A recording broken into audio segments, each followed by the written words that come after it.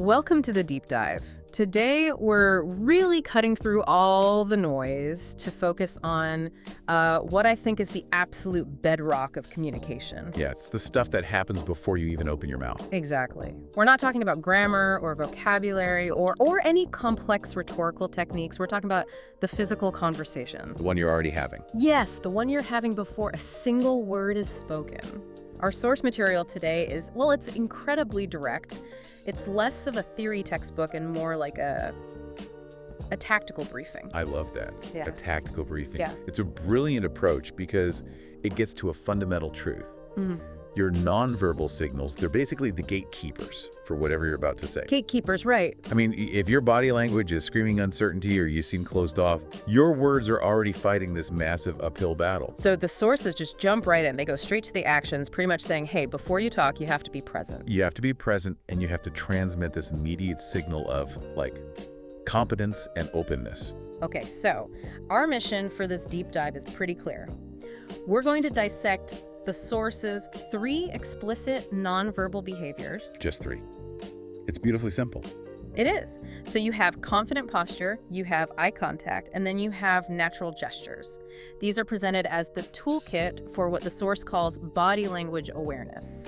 And that awareness is what gets you to the goal. Which is good communication. It sounds like a simple equation, but I think the real nuance is in each of those variables. That's where we need to dive in. Well, and they're not just, polite suggestions. They function as prerequisites. Think of it like a 3-legged stool. Okay. If one of those legs is wobbly, the whole structure, the whole conversation, it just becomes unstable. They all have to work together. Right. Okay. Let's unpack that. Let's start at the ground level, literally. The source tells us to keep a confident posture. And this is so much more than just, your parents telling you to sit up straight. Why is the word confident so crucial here? The word confident immediately adds a psychological layer to something that's purely physical. A psychological layer. Okay. Yeah, posture is your physical anchor point. But what the source is really getting at is that deep, subconscious link between how much space you take up physically and your own internal sense of status. So if you're standing with your shoulders back, chin level, an open torso. You're signaling readiness. You're signaling, I'm willing to be vulnerable, but I'm secure. You're signaling that you're open to the exchange. That makes me wonder, though, is there a risk? I mean, can that confident posture be misread as arrogance or even aggression in some settings? That is a critical question, and it goes right back to that idea of body language awareness. Okay. The source emphasizes a confident posture, which really implies stability and openness, not rigid dominance. So it's not about puffing your chest out. No, not at all. When a posture is genuinely confident, it doesn't need to be aggressive, it just needs to be settled. Think about the opposite. If you're slouched or hunched, you are literally making yourself smaller. You're shrinking. You're shrinking. And evolutionarily, that translates to self-protection, Yeah. to uncertainty. And the person you're talking to registers that in milliseconds. It's the fastest nonverbal read we make. So the confidence isn't just for the audience, it's a feedback loop for yourself too. I mean, we've seen research that says adopting these so-called power poses can actually change your hormones. It absolutely can. It Yeah. can lower your stress chemicals and boost the ones tied to focus and leadership. Wow. So by consciously putting on the physical state of confidence, you're actually priming your own nervous system to perform better. So if your posture is defensive, you've already told your brain and everyone else that failure is an option. Exactly. You're making the whole tasks so much harder. Your posture is your foundational statement of credibility. It's the first thing that happens. Fascinating. So posture sets the frame. The physical readiness. Now let's move from that to the tool for connection. Maintain eye contact. And again, the wording is so specific. The source says maintain, not just make eye contact. Why is that sustained effort so important? Well, the difference between making and maintaining is, it's huge. It's the difference between just acknowledging someone is in the room Right. and confirming you are actively listening to them. Making eye contact could just be a quick glance. Yeah, flicker. A flicker. But maintaining it implies sustained focus. And that's where trust gets built. If you're constantly breaking contact, especially when the other person is talking, you're signaling distraction or discomfort, or maybe even that you're not being truthful. But this is where it gets tricky. If I maintain it too much, too intensely, it stops being about connection and it starts feeling like a stare down. Yes, it can feel aggressive.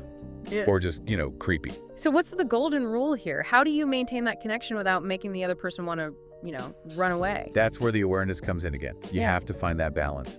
And communication studies actually give us a pretty good rule of thumb. The nugget here is something like the 60 to 70% rule. 60 to 70%. Okay, that's a really actionable takeaway. It is. You want to be maintaining eye contact for about that much of the time. And you grid up with natural short breaks. And that accounts for the natural need to, look away for a second to think, to process something. Absolutely. The key is that the break in your gaze should look like you're reflecting on what was said, not like you're trying to escape the conversation. Right. And, this requires a lot of awareness because it's so culturally dependent. In most Western contexts, direct eye contact signals honesty. But in many East Asian and some African cultures, holding that direct gaze for too long can be seen as disrespectful. So that body language awareness also means knowing your audience. It means knowing your audience. Yeah. But as a general rule, the ability to sustain your attention is what demonstrates you're truly present. Okay, so we have physical readiness from posture. We have relational focus from eye contact. Now for the third piece, the active expression part. Use hand gestures naturally. Yes. And that word naturally, it feels like it's doing all the heavy lifting in that sentence. It really is. Yeah. Because when gestures are natural, they're basically an involuntary extension of what you're thinking. They actually help you access your memory and structure your language. And when they're forced. When they're forced or unnatural, Yeah. they just become noise. They look rehearsed. They might be out of sync with your words, or they signal this internal anxiety. We sometimes call that leakage. Leakage. I like that term. So that's when you get those small unconscious movements like nervously touching your face or wringing your hands. Exactly. Those little movements that contradict the confident picture you're trying to build with your posture and your eye contact. Right. Think about it. If you have perfect open posture, you're holding eye contact, but your hands are making these tiny, rapid, fidgety movements, the audience subconsciously picks up on that third signal, the anxious one. And they'll believe the anxiety over the confidence. They'll believe the anxiety. The naturalness reinforces authenticity. And when a speaker is seen as authentic, their message isn't just trusted. I like it. More studies show it's actually way more memorable for the listener. Wow, so natural gestures aren't just for show. They're not just about looking dynamic. They're actually a cognitive tool. They are, for both the speaker and the listener. Your body is literally helping your brain communicate better. That's incredible. It reduces the cognitive load. If you're struggling for a word, a natural gesture can often bridge that mental gap. But, and this is why it's all a system, if your confident posture is gone, those big natural gestures suddenly look weird. You look out of place. Totally out of place. If you're hunched over but your arms are making these big sweeping motions, the whole thing just reads as theatrical and, frankly, insincere. The three parts have to be congruent. So let's put it all together then. What does this all mean? The source's structure is confident posture, maintaining eye contact, and natural gestures. These are the pillars for body language awareness. And that awareness leads to good communication. The insight being the synergy between them. It's not a checklist you do in order. No, the synergy is the whole point. The source is treating this as a holistic system. And if one part fails, it can kind of poison the whole well. Can you give us an example? Sure, let's take a common one. The anxious expert. Okay. This is someone who has brilliant ideas. They start off with a stable, confident posture, but then they fail on the other two elements. So they look the part, but their gaze is constantly darting down to the floor, and they're doing some kind of high-speed, repetitive fidget with their hands. So the audience gets this really mixed signal. The words are saying, I'm a genius, but the nonverbals are saying, I'm absolutely terrified. And in that conflict, the nonverbal system, it wins. It wins every time. Every single time. It's an evolutionary thing. We're all hardwired to assess trust and threat non-verbally first. So the posture established physical security, but the lack of eye contact created relational distrust. And the unnatural gestures established internal insecurity.